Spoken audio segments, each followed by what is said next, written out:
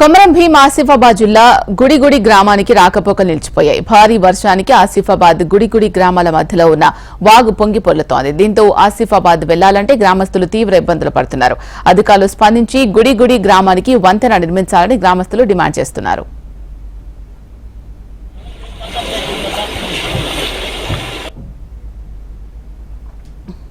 గుడిగుడి గ్రామం గోవింద్పూర్ జీపీ.